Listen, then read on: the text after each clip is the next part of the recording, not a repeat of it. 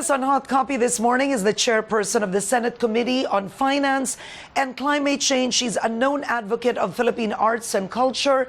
She hosts Dayaw Now on ANC. We have with us Senator Loren Legarda. Senator Legarda, good morning. Thank you for coming. Hi, good morning, and advanced happy Christmas. And today is a historic day because today in the world, the Paris Agreement on climate comes into force, and that's very historic. Now, you are... I'm setting the premise for our conversation today. But let's start with that, Now, other than being the Senate chairperson for climate change, you are the UN Ambassador for Global Resilience. Yes. How important is it that the Philippines participates in an agreement that we have signed? Yes.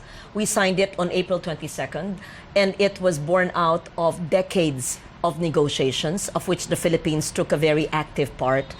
Simply put, it is a very important agreement because first, we are the most vulnerable nation in the world. We've seen that with Yolanda, we've seen it with recent Typhoon Lawin. And because we are not a major emitter, we are 0.3% of the total carbon or greenhouse gas emissions in the world. All the more, we should be part of the discussions and negotiations so that we can influence them and we can compel the industrialized nations which caused all this climate change to really help the Philippines and other developing nations and small island states. Many of the small island nations with less than 1 million people have already ratified it much early than us. I am certain that at the proper time, we will eventually go through the process of ratification. It is so important, Karen, because we can access the technical assistance, financial assistance, $100 billion that's only coming from the Green Climate Fund. There are other sources of funding like the Global Environment Facility and many other funding from industrialized nations. Yeah. So what you're saying is if the Philippines does not ratify it, we lose out on that $100 million funding. Billion dollar yes, funding. A year. A year. Yes. Okay. Yes. Then we will not be a priority. Then it will be the other nations developing like us. Kiribati, Maldives. Kiribati, Maldives, Marshall Islands. When you think about it, people might say, why do we ratify when we're a non-emitter? Why do these small island nations ratify, right? Grenadines, Kiribati, Maldives, Fiji was the first one to ratify. It makes good sense to ratify because you're part of the equation, you're part of the discussion, you're able to move it towards your benefit as a victim of climate change. And then you can compel them and tell them, you help us with technical and financial assistance for energy, for infrastructure, for housing, for our poor communities, for the indigenous peoples, for the vulnerable populations. We can really, and we have a big voice there because we were the head of the Climate Vulnerable Forum. And now it's Ethiopia that's the head. And there are many developing nations that have also ratified it. China has ratified it. India has ratified it. So it's not good to say that when you are developing, you don't ratify because it is to your advantage. It is to your interest that you ratify. We have all to gain and nothing to lose. Now, if we push through with a Paris climate change agreement, President Duterte has always said that, coal is cheap, my country needs it. In other words, he is not bent on moving away from coal as immediately as what's agreed upon in the... Go ahead. Yes, I hope you don't mind. May I just probably correct that statement? I think we should not put words into the president's mouth because to be fair to the president, his position is climate justice. And I am one with him in that. If you look at the 2009 speech that I did in the Global Humanitarian Forum of former Secretary General Kofi Annan in Geneva, my peg was exactly what President Duterte is saying, climate justice, we did not cause this. You industrialized nations should pay for it. Yes. And he said that, but in another speech, Senator, he did say that he was not fully against coal. Oh, because at this time, when we're 100 million population, we cannot immediately shut it out. However, there is a transition. There is a phasing in of a bias towards renewables, and we have the RE law of 2008. In fact, 30% of our energy mix is coal and 30% is from renewables. But just on the issue of climate justice, it's really important to put this in perspective that the issue of climate justice was or is integrated in the climate agreement. The issue of climate justice where small nations, non-polluters have the right to seek climate justice, and that is embedded and mainstreamed in the climate agreement. That's why we are protected in the climate agreement. So Karen. I want to ask Yes. you, have you spoken with President Duterte, or do you plan to convince him? I've not spoken to him personally because it is actually the duty of the Climate Change Commission, the DENR, and the Department of Foreign Affairs to be able to convince the president. But to be fair to him, it's not yet in his desk. This is the process, just so that the public also understands. There are 33 government departments and agencies that must submit their certificate of concurrence to the climate agreement. That's a Yes, lot. correct. My God. Correct. So that the people would understand and not just blame the president, because 10 departments have submitted. There's 23 more. I'm calling in you departments to submit it to the DFA and to the CCCOM. So when the 23 remaining agencies of government have put it together through the Climate Change Commission, then the Office of the President, Executive Secretary, will bring it to the desk of the President and give their legal opinion. Once he has ratified it or approved it, then he will transmit it to the Philippine Senate. Then we will debate it and we will issue our concurrence. Aren't we running a bit too late? I mean, today is the day.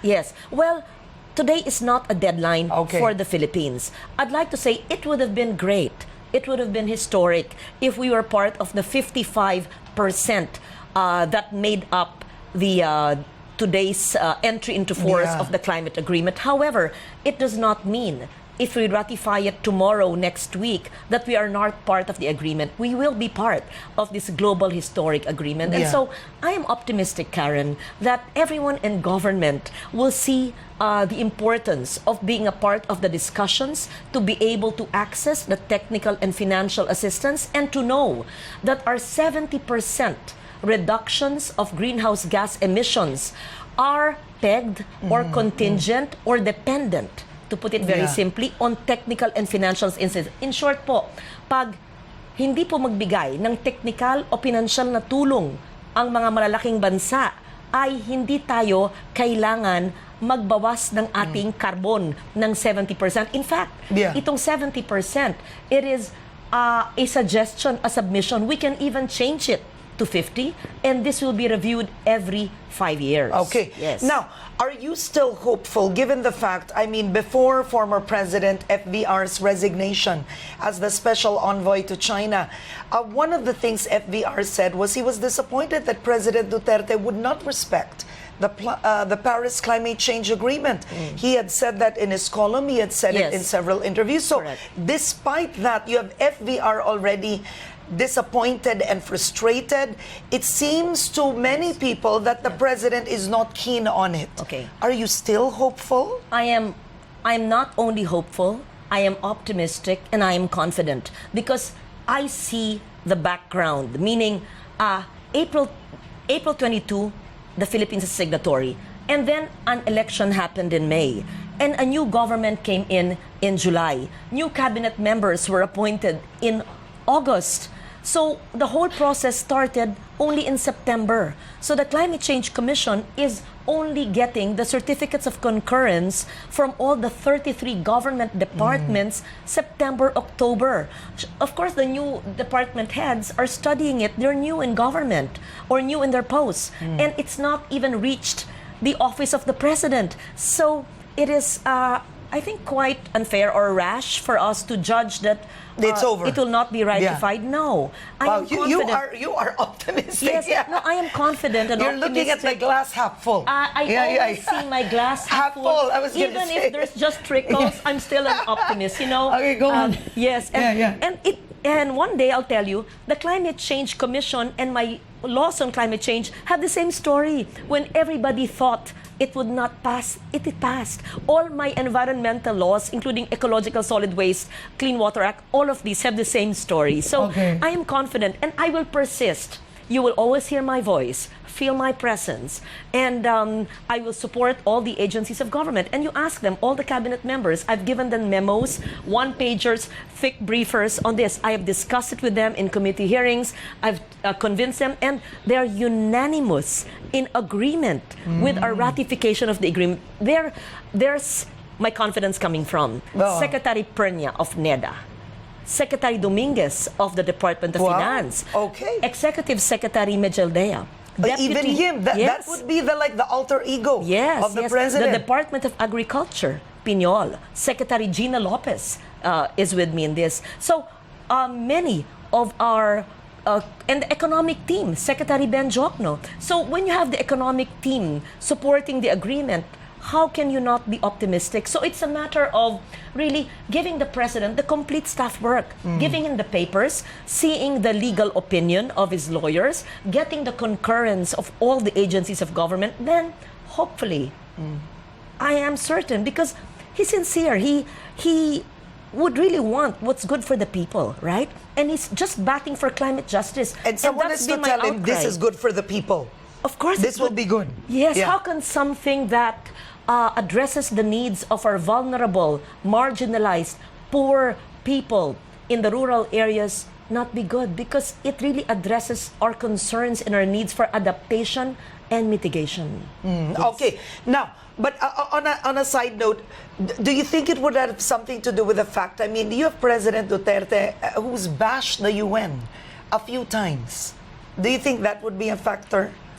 I think at the end of the day, we're looking at the climate agreement. And the climate agreement is historic in the sense that 185 have already signed it, I think more, and 55% of the total GHG. That's why its entry into force is today. And so we are looking here not at statements made in the past, but really at the core of the agreement, which is good for humanity. So I think that this agreement is not just for us today. It's really a legacy, a gift to the next generation. Let it not be said that the next generation will look back at us and say that, why did you not give us this opportunity to live a better life? Okay, moving on to Nur Misuari. Yes, I mean, you have a history friend. In a way with Nur Misuari. I was a very young reporter then. I think, I remember this specifically, that you negotiated a release with the MNLF. I mean, right now, my memory escapes me, and yours too. It's been that long ago, in the early 1990s, when I started off as a reporter. Now, this would have been in the late 90s, because you just I was a young senator. A senator then. There was a warrant of arrest against Misuari. He was in hiding for 2.5 years. Suddenly, the court suspends it. Malacanang supports the suspension, and even, I think, helped ask for the motion, supported that motion. What do you make of this? I am fully supportive of the move of the president. I think it's a very important strategic move to get Professor Nur Misuari into the talks. For after all, he is the father of the Moro Islamic movement. He is the founder of the Moro National Liberation Front. You would probably call me biased because Nur is a good friend. I've not seen him, though, in a couple of years, but from my young days as a journalist, even in the 1980s, I already have known Nur. We have broken more than one bread. We have shared meals. I've stayed with them in Sulu. I know his wife. I know the family. We were like family. And so I used to interview him as a young journalist, but eventually we became very good friends. And he means well. He has such drive and passion to help our Muslim brothers and sisters. Getting him into the talks and discussions it would really be very helpful, because it's the wisdom and the knowledge of the needs of our Moro brothers and sisters. And what kind of justice would there be for the Zamboanga siege victims? I think that's up to the courts to decide. Okay. The fact that the suspension of the warrant was given by the courts, they know best. And do you think the court should dismiss that case? Because Noor Again, to himself believes I am free. Again, I would leave it to the courts. That's best for the courts. I would not want to comment, but I am, in a way, relieved that the tension between the courts and the warrant and the government and Professor Misuari has been lifted, and now he can be part of the negotiations. Now, the commission will be adding the MNLF into the new, I think, into the new draft. Yes. I wanted to ask you, you've witnessed the Bangsamoro Basic Law, at least the draft that was tried. Yes. I mean, that the former Yes. administration tried to Yes. pass. Very briefly, what would you not want to see in the new draft? Oh, there were certain unconstitutional provisions which we already deleted in our version in the Senate. I cannot right fathom now. it now. Yeah, I can't even remember that it was a year ago when we were discussing it. But bringing the MNLF would be really very an inclusive way of having the discussions. And we are awaiting the new draft at Malacanang. But even then, perhaps we could look at the version that we had sponsored last year. I can't really recall what was the sticky issue there. Yeah. Okay, but clearly you would want those removed. You want something new. I remember now. Okay. The issue of indigenous peoples. That's very important. Remember, we have 15 million. That's 1/5, 1/6 of our population. Indigenous persons, indigenous families in different parts of our country. In the original draft of the Bangsamoro bill, the respect for their culture, their terrain, etc., was not considered. It was just our Muslim brothers and sisters, nothing mentioned, and we included that in the Senate version. That's very important. All right. Because we should not lump them together. The IPs and our Muslim brothers and sisters, that's different. Okay, we'll continue our conversation with Senator Loren Legarda after this short break. We'll be talking about Dayaw after this. Hot Copy, we'll be right back.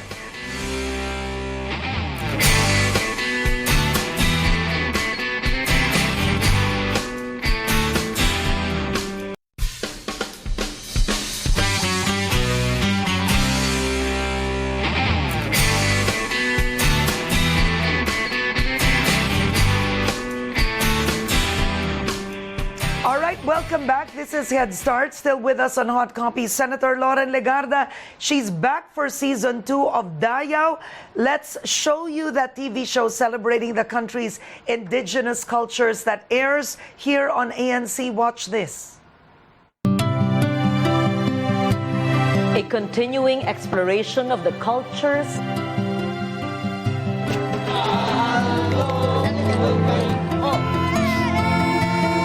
and people we share the country with. Colorful encounters with Filipinos who can, if we let them, enrich our own worldviews, our knowledge of ourselves.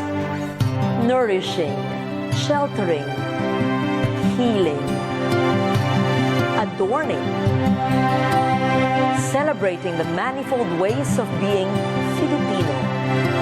This is Dayaw, our knowledge, our pride.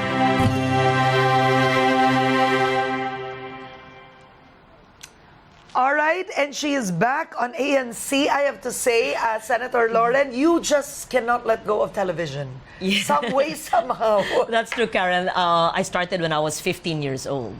Don't ask me how old I Yeah. am now. So I'm a child of television. I grew up in television, and the medium is both intimate and all-encompassing. You're able to talk about your advocacies and share it with our And people. then why choose this advocacy? What does Dayaw mean? Good question. Yeah. Dayaw You means... could have done climate change, huh? That could have been something's, also another document. something's coming up on ANC. I'll tell you about it later. Dayaw means many meanings in different languages. You know, we have more than 100 languages in the Philippines. Not dialects, but languages. In Ilocano, Dayaw means honor. I have it here. In Tagalog, it means karangyaan sa pananamit, meaning yan, beautiful clothes. Okay. In Hiligaynon, awit ng parangal or papuri. In Maranao, in the autonomous region in Muslim Mindanao, the Maranaos, it means pagdiriwang, celebration. In Waray, in Region 8, it's hanga or paghanga, to admire. In the old Tigaonon of Surigao Sur, Dayaw literally means to present with pride what is distinctly and essentially inherent to oneself. Yeah. In Bicol, in Camarines Norte, it means to show one's best with pride and dignity coupled with excitement. Yeah, So yeah. you see, it's so interesting. That 1, 2, 3, 5-letter word means different Yeah. things in different languages in the Philippines, but it's all positive. It's all uplifting and inspiring. So you Yes. go from north to south. Yes. We're showing video Cordillera. right now of Dayaw. Which culture touches you the most, or are you most impressed with? It's hard to choose. Oh. It's like saying, which is the most interesting Philippine culture? Is it the Ifugaos of the Cordillera? Is it the Manobos of Mindanao? Is it the people of Lake Cebu, the Tibolis? Or is it Yeah. the Mangyan? So that's so difficult, Karen. Yeah. For example, that lady we're watching now, she is from Lake Cebu, I believe. She's And look a at the top. Tiboli. Oh, Yes, diba? these are really intricately woven, at the same time beaded. And that's what they wear when they're celebrating with their rice harvest. It's just mind-boggling, and in Tagalog, nakakatayo ng balahibo. Oo. We speak about not only their food, we speak about their rituals, we speak about their homes, the Ifugao, the homes of the Ifugao, the homes of the Tibolis, the homes of the Bontocs are different from the homes of the Mangyans. Look at their chants. Their chants are oral traditions rice which fields we ready for consider harvest. intangible heritage. Yeah. Ritual. And you know, One very, that has Yeah. preceded Do you world feel harvests. the Philippines is doing enough? I mean, to First, appreciate from them, atop to save a them, raised or platform we could do overlooking the more, field, but Yeah. I'm she I'm so struck proud to say that percussive never has it wooden happened resonator that gives so that much drove support the for birds culture. And away. ask any writer, any NGO in culture. We've never had as much support for culture, both contemporary She and also traditional invoked and the spirits indigenous to than attend in the the past harvest. years. Okay, and have ensure we its put success. money in it? Oh, yes. I mean, given that you Literally. are the chairperson Literally of money Yeah. in it. The fields We were fund ready the to be schools of harvested. living tradition of our indigenous peoples. We have outlets for their goods like the National Arts and Crafts Fairs recently It has been the held at the Mega of Trade Kalinga Hall. teacher We have and cultural funding worker in Alonzo terms Saclan of giving them the to cotton document threads, the giving them the vanishing containers life ways or of the his vats people. or caldero for natural dye, giving them financial assistance to start their little rural livelihood. We give all the support. For example, Where I'm where proud- does this yes. passion come from? I Oh. mean, clearly it must come from somewhere. You are so so many other you have Filipinos that would know, let's say, European culture or this culture, but here you are. You're very well traveled. You are passionate about specifically. I mean, from the very beginning, even Mindanao culture. Yes. Where does this come from? Because I treaded that path literally, even in my teenage years, as a young journalist. First as a student, and second as a young journalist, I went to So you were areas exposed. yes. So exposure helps. Exposure, reading, Yeah. reading, and exposure. Going to areas of Maranao culture when I was in my 20s. Because you feel the young today are not as exposed. That's the Yeah. point why we I mean, hope to yeah. convince the millennials to watch Dayaw and with all the replays to really understand. But there is such an interest because you see them even in bazaars, in trade fairs. Yeah. They have this thirst, hunger for knowledge, and we want to show it in television. For example, this. What you're wearing, go. This is made. This is beautiful. Ikat. Yeah. I hope. I really like- If I yeah. give you, will you wear it? Of course. Oh, thank you. Yeah, no, Okay. that's beautiful. I will give you your color this is press. nice. This is made by a mother and son, Bule. They Buhle. Sami Bule is a young boy from Ifugao. I met him in the National Museum because I have the lecture series on Okay. indigenous Yeah, culture yeah. and weaving demonstrations. I met a mother and son, and they told me that financial problems. So we helped them by providing them financial assistance through the PTRI, the Philippine Textile Research, and And how long does it take them to make this? What weeks, you're wearing? if not months. Oh my God. Imagine. Kaya Yeah. wag mo nang tawaran. When they sell Oo. it to you for a What- few, yeah. For whatever, thousands. For thousands, it lasts forever. It could be a bed sheet. It could be a table cover. It could be top, yeah, a top yeah. for even a formal event. Yeah. Yes, really. And this is their ikat. In fact, as we speak now, there are weavers from Ifugao who traveled 15 hours by land, who were victims of Typhoon Lawin, who are in the National Museum today. I hope our viewers could do. Yan. Yeah. Watch us Okay, can I there. see? Yeah, that was yesterday. Okay. That was yesterday. And they're there now up to 5 p.m. And one of the ladies, the manangs of the Ifugaos, chanted hudhud. Hudhud is the indigenous ritual of the Even your Ifugaos. jacket's nice. Oh, Did they make that? That's not Ifugao. That's from Talaingod tribe, a barangay captain from Davao area. That's amazing. Yes. Okay, that go was, on. Yeah. That was yesterday. They brought their looms. The ladies are from Ifugao. They have different types of textiles. What I'm wearing is done by another group, but they also do their own textiles. The problem is the need for cotton threads, and so we're providing cotton through the Cotton Development Authority, which is now under the PhilFida, which is under the Department of Agriculture. So you are providing them a system wherein the livelihood will not die. Yes. Ay, kuha mo. Because it can die. It can, oh no. Yeah, no, I mean, if you don't provide them the cotton threads. Cotton thread. That's one. Vats or caldero. And then we will help them plant the sources of natural dye. And then we will revive the planting of cotton. Yeah. So we'll have local source of cotton and not imported. So that, look at this, it's pure cotton. They don't have to use polyester na mainit at hindi maganda. Ganun pala yun. And then, so we will plant. And it is not just one agency of government, Convergence. The National Greening Program will plant what they need. The Bureau of Plant Industry of Department of Agriculture will plant what they need. The PhilFida will help them, and the PTRI, Philippine Textile Research, will help develop. And then Design Center can also help them in design. But actually in design, they don't need help because they have know, it. They know okay. this. Your bracelet as well. We have 3 minutes to go. But talk about this. Remember the dispersal in Kidapawan last year. Yeah. These were the Manobos who came to the Senate because they were crying out for help. Because during El Nino, they were not helped in the previous government. And so we tried to help them. And they said, all we want is to have money and can you buy our goods? And this is a bracelet done by a young Manobo teenager who was crying because they were hungry. Tigang ang lupa, El Nino, and all the months, no help came. And I felt so bad. And we allocated funds for them. And now, I asked the SWD and the agencies to make sure all those who are victims of El Nino and La Nina, and we're able to project this because of our science agencies.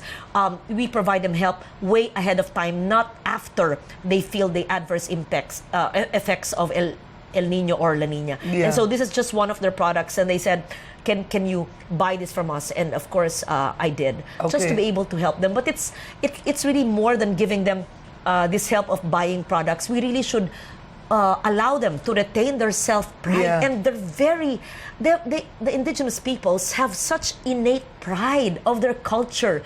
They wear their costumes, their beads, they cook their food, they chant their rituals so proudly. And they're so enthused when they see a Tagalog, a person from Manila, appreciate their culture and really spend time with them. I go to them, I immerse my time, I enjoy their I can tell. All right, so Loren, can you invite everyone to watch Dial? You have 6 episodes of Dial. The first has aired.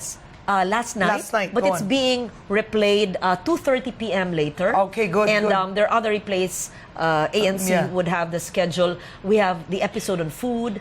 In another episode, we have an episode on homes. You would love that. We have an episode on their dance and their music in the coming episodes. We have others on healers. That's so interesting. The shamans, the physical healers. And we have the others on tattoos and adorning the body. This could go on and on. All right, this is great. So you watch give out me one more time, one more hour. All right, now, Yoli Ong is a loyal viewer of Headstart, and she wants to ask your thoughts. Anyway, this all connects somewhat, because we've spoken about climate change. We've spoken about preserving cultures. And these indigenous peoples, they are the smallest, the most vulnerable as well. Do you think federalism will help? I'm open Okay. to listening. I, in fact, would want to have a discussion on federalism. There are many forms of federalism. Will the senators be regional? Will they be national in scope? Will it be bicameral? Is it unicameral? So there are many versions. You're open. And Yeah. I am very open. I would like to listen because if the present setup did not work, despite our growth statistics, despite 6, 7, 8% growth, why are the people in the bottom still hungry, impoverished, unempowered? There must be something wrong with the system. That's why I've also been asking NEDA to integrate the principles of gross national happiness into our growth statistics. I interviewed him, that yes, guy, yeah. very good, Yeah, Dr. Chetri. yeah. And that would help our indigenous people, meaning cultural preservation, environmental preservation, good governance, and equitable socio-economic development. So if this will be integrated, and then the discussions on federalism, on actually empowering our provincial rural areas, on regionalizing more, on regional development, and that's where our budget is going. Next time we discuss the 3.3 trillion budget, and I will show you how so much development through finances is being done through infrastructure projects in the budget, which is much bigger in the 2017 budget. Okay, but on that's that for another note, topic. That's another show. On that note, thank you so much, Senator Loren Legarda, for coming. Thank you. Thank you. May I just on the last word say, please support and watch Dayao because Yes, yes. Dayao is our knowledge, our pride. I like that. Yes. Dayao, our knowledge, our pride, and that airs on ANC.